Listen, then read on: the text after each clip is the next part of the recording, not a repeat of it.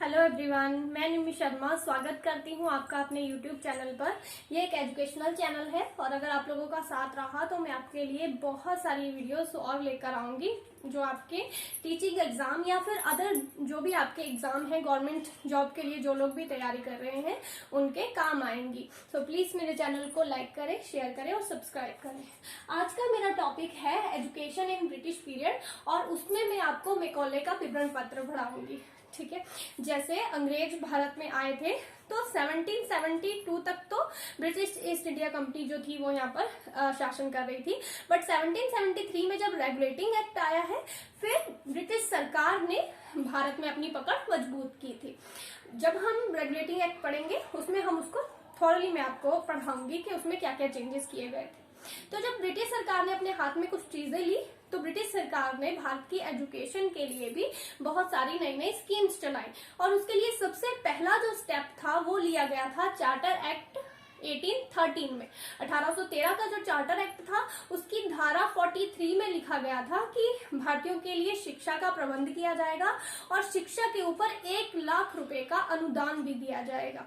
तो वो जब 1 लाख का अनुदान अनाउंस हुआ तो बहुत सारे लोगों में बहुत ही विवाद हुआ।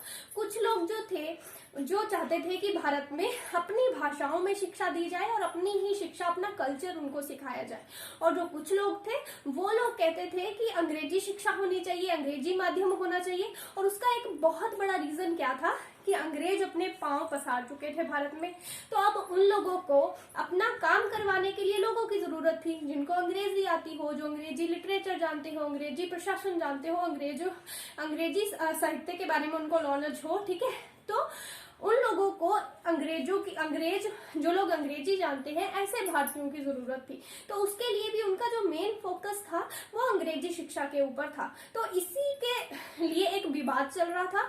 तब क्या होता है कि 10 जून 1834 में गवर्नर जनरल की काउंसिल में एक लॉ मेंबर आते हैं जिनका नाम था मैकॉले मिनट। ठीक है, इनका नाम था मैकॉले। तो मैकॉले आते हैं एक कानून सदस्य बनकर 10 जून 1834 में। ये जो थे ये इंग्लिश लिटरेचर के बहुत बड़े विद्वान थे। इन्होंने अंग्रेजी साहित्य पढ़ा था, उसके बहुत बड़े विद्वान थे। लॉर्ड विलियम बेंटिक ने मैकॉले को बंगाल की लोक शिक्षा समिति में अध्यक्ष नियुक्त किया था। बंगाल की जो लोक शिक्षा समिति थी उसके अध्यक्ष बनाए गए थे मैकॉले। तो मैकॉले ने चार्टर एक्ट 1813 की जो धारा थी 43 धारा, जो भी उसमें अनुदान वगैरह बताया गया था और भारतीय शिक्षा के बारे में आगे बताया गया था, एक कौन सा साहित्य पढ़ाना है, क्या करना है, तो उसका जितना भी विवाद था उसके ऊपर मैकॉले ने रिसर्च की। उन्होंने उस चीज को पढ़ा, उसको समझा, सब लोगों की उन्होंने बातें सुनी, फिर उन्होंने एक विवरण पत्र निकाला। ठीक है, जिसमें बहुत सारी चीजें दी गई थी। कुछ लोग इनके विवरण पत्र के साथ सहमत थे, कुछ लोग सहमत नहीं थे। तो आप लोग इनके विवरण पत्र के साथ कितने सहमत थे आप लोग कमेंट करके बता सकते हैं। तो सबसे पहले तो इनके विवरण पत्र की विशेषताएं क्या है। सबसे पहला है, बोला शिक्षा का माध्यम अंग्रेजी होना चाहिए। शिक्षा बोला इंग्लिश मीडियम में होनी चाहिए। क्यों इंग्लिश मीडियम में होनी चाहिए वो भी मैं आपको बताऊंगी। इन्होंने बहुत सारे तर्क दिए हैं उसके लिए। बट ऐसे था कि मैकॉले संस्कृत भाषा तो जानते नहीं थे, ना तो वो अरबी साहित्य से वाकिफ थे। तो अज्ञानता के कारण उन्होंने क्या बोला, उन्होंने बोला and single shelf of good European literature was worth the whole native literature of India and Arabia. उन्होंने बोला कि एक अच्छे यूरोपियन पुस्तकालय का केवल एक शेल्फ ही भारत और अरब के समूचे साहित्य के बराबर है। क्योंकि ये इस साहित्य को तो जानते ही नहीं थे, बट फिर भी इन्होंने बढ़ा चढ़ा कर क्या बोला कि ये हमारा जो यूरोपियन साहित्य है उसकी तो एक शेल्फ ही, उसके पुस्तकालय की तो एक शेल्फ ही पूरे संस्कृत और अरब साहित्य के बराबर है। ये चीज इन्होंने बोली। और अंग्रेजी भाषा के पक्ष में इन्होंने क्या तर्क दिए हैं। तो सबसे पहला इनका तर्क था कि आधुनिक ज्ञान की कुंजी है अंग्रेजी भाषा। अगर हमें आधुनिक ज्ञान प्राप्त करना है तो उसके लिए हमें अंग्रेजी भाषा को जानना होगा। दूसरा इन्होंने बोला कि शासन करने वाले वर्गों की भाषा है। इन्होंने बोला जो उच्च लोग हैं ना, जो उच्च वर्गों के लोग हैं, जो उच्च पदवी पर हैं, जो ऊंचे पदों पर हैं, उनकी भाषा क्या है, अंग्रेजी है। जो आप लोग अगर ध्यान से सोचो तो हम लोग भी ऐसे ही सोचते हैं। हमें लगता है कि बड़ा बनने के लिए तो हमें अंग्रेजी जरूर आनी चाहिए। आज के टाइम में भी यही सोच है, कुछ हद तक ये सोच आज के टाइम में भी है जो सोच मैकॉले की थी। तो मैकॉले ने वर्ग है उनकी भाषा क्या है, अंग्रेजी है, तो उनको अंग्रेजी पढ़ना बहुत जरूरी है। फिर बोला भारतीय पुनर्जागरण लाने में भी ये उपयोगी है कि भारत में अगर आपको पुनर्जागरण लाना है, अगर भारत को आपको जगाना है तो उसके लिए भी क्या है, अंग्रेजी जरूरी है। फिर इन्होंने बोला कि भारतवासियों की इच्छा एवं रुचि भी है, जो कि आज भी है। आज भी आप देखिए, जो अंग्रेजी सीख जाता है हमारे लिए वो बहुत मतलब उसकी पर्सनैलिटी हमें बहुत अच्छी लगती है, वो हमें बहुत पसंद आता है जिसको इंग्लिश आती है। तो बोला कि भारतीयों में इंग्लिश को जानने की, भारतीयों में इंग्लिश को समझने की, उसको पढ़ने की रुचि है। ठीक है। उसके बाद इन्होंने बोला कि अंग्रेजी जो है वो सर्वश्रेष्ठ भाषा है, सर्वश्रेष्ठ भाषा। और इसके लिए इन्होंने क्या तर्क दिया है, इन्होंने तर्क दिया कि अगर हम संस्कृत और अरबी के माध्यम से शिक्षा देते हैं तो हम झूठे साहित्य, झूठे खगोल शास्त्र और झूठे चिकित्सा शास्त्र की शिक्षा देने वाले होंगे। तो देखिए आपने इस एक लाइन में इन्होंने क्या किया, हमारे पूरे के पूरे संस्कृत साहित्य को, पूरे के पूरे अरबी साहित्य को, मतलब जितना भी उस टाइम पे भारत में साहित्य था, चिकित्सा शास्त्र था, खगोल शास्त्र था, उस सबको इन्होंने झूठ बोल दिया। एक मिनट में इन्होंने बोल दिया कि वो सब तो झूठ है, वो तो मनगढ़ंत कहानियां हैं, इसमें कुछ सच्चाई नहीं है। तो बोला कि अगर हम संस्कृत में और अरबी में शिक्षा देंगे भारतीयों को तो क्या होगा, हम झूठे साहित्य की शिक्षा दे रहे हैं, झूठे खगोल शास्त्र की शिक्षा दे रहे हैं और झूठे चिकित्सा शास्त्र की शिक्षा दे रहे हैं, ये मैकॉले ने कहा। उसके बाद इन्होंने बोला कि शिक्षा के लिए हमें अधोगामी निष्पंदन का सिद्धांत अपनाना चाहिए। अब ये क्या सिद्धांत है, देखो इन लोगों को अपना काम चलाने के लिए लोग चाहिए थे जिनको अंग्रेजी आती हो, तो वही है ये सिद्धांत। इन्होंने बोला कि भारत में जो कुछ उच्च वर्ग है या जो मध्यम वर्ग है, निम्न वर्ग को इन्होंने छोड़ा, इन्होंने बोला जो उच्च वर्ग है, जो मध्यम वर्ग है, उनको हमने क्या करना है, उनके एक हिस्से को ना हमने शिक्षित करना है, शिक्षित करना है।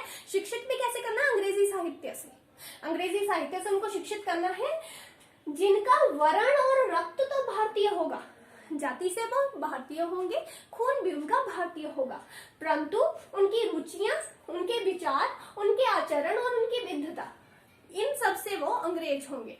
क्या बोला कि ऐसे भारतीय हम बनाएंगे जो वर्ण से और रक्त से क्या होंगे, भारतीय ही होंगे, पर उनकी रुचियां, उनके विचार और उनके आचरण, ठीक है, और उनकी विविधता, वो सब बोला अंग्रेजी होगी। अंग्रेजों के जैसे वो उठेंगे बैठेंगे, अंग्रेजों के जैसे उनके शौक होंगे, अंग्रेजों के जैसे वो उनको पूरा का पूरा बनाया जाएगा। अंग्रेजी पढ़ाकर, अंग्रेजी माध्यम से उनको उस तरह की शिक्षा दी जाएगी, अंग्रेजी साहित्य उनको पढ़ाया जाएगा जिससे कि वो अंग्रेजों की तरह रुचियां रखें, अंग्रेजों की तरह वो व्यवहार करें, उनके जैसे उनके विचार हो। तो ये था अधोगामी निष्पंदन का सिद्धांत जो मैकॉले ने दिया था। उसके बाद देखिए, उसके बाद मैकॉले ने साहित्य शब्द का क्या अर्थ बताया कि साहित्य पढ़ाने की बात की गई थी 1813 के चार्टर एक्ट में। तो उस चार्टर एक्ट में मैकॉले ने बोला कि ये जो धारा 43 थी उसमें जो साहित्य शब्द था उसका मतलब अंग्रेजी साहित्य था, ना कि संस्कृत साहित्य और ना ही अरबी साहित्य, उसका मतलब है सिर्फ और सिर्फ अंग्रेजी साहित्य। उसके बाद बोला भारतीय विद्वान का अर्थ क्या है, तो मैकॉले ने बोला भारतीय विद्वान वो विद्वान है जिसने लॉक के दर्शन, जो अंग्रेज थे लॉक, उनका दर्शन जिनको आता हो, और मिल्टन, ठीक है, जिनकी कविताएं उन्होंने पढ़ रखी हो, वो भारत में विद्वान माना जाएगा। देखिए समझने की कोशिश करिए मैकॉले क्या कह रहा है। शॉर्ट में वो बोल रहा है कि जिसने अंग्रेजी साहित्य पढ़ा है ना, वही एक्चुअल में क्या है, भारतीय विद्वान है। जिसने लॉक का दर्शन पढ़ा है, फिलॉसफी लॉक की, और जिसने पोएट्री पढ़ी है मिल्टन की, वो भारतीय विद्वान है। तो शॉर्ट में जिसने अंग्रेजी पढ़ी है, अंग्रेजी साहित्य पढ़ा है, वही क्या है, भारतीय विद्वान है। ठीक है। उसके बाद बोला शिक्षा का उद्देश्य क्या है, तो मैकॉले ने तर्क दिया। मैकॉले ने बोला कि शिक्षा इंग्लैंड का कर्तव्य है कि वह भारतीयों को ऐसी शिक्षा दे जो उनके स्वास्थ्य के लिए अच्छी हो, ना कि उनके स्वाद के लिए। तो जैसे कुछ लोग उस टाइम पे बोल रहे थे कि भारतीयों को अपनी भाषा, अपने कल्चर, अपनी भाषा में शिक्षा देनी चाहिए, उनको अपना कल्चर सिखाना चाहिए, उनको भारतीय बनाना है, तो बोला कि वो तो इजी है, भारतीयों को भारतीय भाषाओं में शिक्षा देना तो इजी है। तो बोला हमें उन्हें क्या करना है, हमें उन्हें ऐसी शिक्षा देनी है जो उनके स्वास्थ्य के लिए सही हो, जो उनको आगे बढ़ाए, जो उनको पुनर्जागरण लेकर आए, ना कि उनके स्वाद को देखना है, ना कि उनको ऐसी देखनी है कि ये ठीक है, ये इजी है तो ये भाषाएं हमें आती हैं तो उसमें हम आसानी से पढ़ सकते हैं। तो बोला कि उनका स्वाद हमें नहीं देखना है, हमें क्या देखना है, उनका स्वास्थ्य देखना है। ये लाइन किसकी है? मैकॉले की है। उसके बाद बोला कि जो प्राच्य विद्यालय, जो प्राचीन विद्यालय है, जो गुरुकुल है, मतलब जो गुरुकुल वगैरह हैं या जो भी मकतब थे, ठीक है, तो उनका बोला कि अनुदान जो है, जो उनको पैसे देती है सरकार, उसको बंद कर देना चाहिए। उसके बाद बोला मैकॉले के विवरण पत्र की स्वीकृति। तो 7 मार्च 1835 को विलियम, जो लॉर्ड विलियम बेंटिक थे उस टाइम गवर्नर जनरल जो थे, उन्होंने क्या किया, एक प्रस्ताव पास किया और मैकॉले के विवरण पत्र से उन्होंने सहमति जताई। सारी चीजें उन्होंने नहीं मानी, जैसे इन्होंने प्राच्य विद्यालयों को अनुदान बंद करने की बात की थी तो उस चीज को लॉर्ड मैकॉले ने नहीं माना, बट जो अंग्रेजी शिक्षा के बारे में उन्होंने बात की कि अंग्रेजी में शिक्षा होनी, अंग्रेजी साहित्य की शिक्षा होनी चाहिए, उसमें उन्होंने माना। तो इन्होंने इस विवरण पत्र को सहमति दे दी। अब देखिए, इस विवरण पत्र के साथ जो लोग तो मैकॉले के साथ सहमत थे, उन्होंने मैकॉले को क्या बोला? उन्होंने मैकॉले को बोला a torch bearer in the path of progress. ठीक है, प्रगति की राह में एक पथ प्रदर्शक है ये, कि भारत की प्रगति के लिए ये एक पथ प्रदर्शक का काम कर रहे हैं, जो कि भारतीयों को प्रगति की राह पर लेकर जाएंगे, जो लोग इनसे सहमत थे। और विवरण पत्र को लोगों ने क्या बोला? तो विवरण पत्र को लोगों ने बोला भारतीय शिक्षा का चार्टर, जो लोग मैकॉले के साथ सहमत थे। अब आप कितने मैकॉले के साथ सहमत हैं या नहीं, वो आप कमेंट में मेरे को बता सकते हैं, कमेंट करिए और उसमें बताइए। तो ये था मैकॉले का विवरण पत्र। यहाँ से बहुत सारे क्वेश्चन आते हैं। सबसे पहले तो मैकॉले का विवरण पत्र कब आया वो आ जाता है, या मैकॉले कब लॉ मेंबर बनकर आया? 10 जून 1834 को आया। मैकॉले का विवरण पत्र कब आया? तो 1835 में आया है। और फिर ये लाइन जो है, ये मोस्ट इंपॉर्टेंट लाइन है, इसके बारे में बहुत बार पूछा जाता है कि ये लाइन किसने बोली है, तो ये लाइन भी मैकॉले ने बोली है। उसके बाद अंग्रेजी भाषा के लिए इन्होंने जो तर्क दिए वो मैंने आपको बता दिया। इसमें ये लाइन भी आपने याद रखनी है कि हम झूठे साहित्य, झूठे खगोल शास्त्र और झूठे चिकित्सा शास्त्र की शिक्षा देने वाले होंगे। ये किसने बोला है? तो ये भी मैकॉले की लाइन है। उसके बाद अधोगामी निष्पंदन का सिद्धांत किसने दिया है? ये भी मैकॉले ने दिया है, ये भी आपको ध्यान रखना है, ये भी एग्जाम में आपसे पूछा जा सकता है। ठीक है, उसके बाद साहित्य, भारतीय विद्वान, ये मैंने आपको पढ़ा दिया। शिक्षा का उद्देश्य मैंने आपको पढ़ा दिया। प्राच्य विद्यालयों को दिए जाने वाले अनुदान को बंद करने की बात किसने कही थी? तो लॉर्ड मैकॉले ने कही थी कि इनका अनुदान जो है वो बंद कर देना चाहिए, मतलब एक तरह से कि इनको बंद ही कर देना चाहिए, अंग्रेजी शिक्षा होनी चाहिए। अच्छा, तो a torch bearer in the path of progress किसे कहा जाता है? मैकॉले को कहा जाता है। और भारतीय शिक्षा का चार्टर किसे कहा जाता है? तो वो मैकॉले के विवरण पत्र को कहा जाता है। तो ये था मेरा आज का टॉपिक। अगर आपको पसंद आया हो तो प्लीज चैनल को लाइक करें, शेयर करें, सब्सक्राइब करें। Thank you.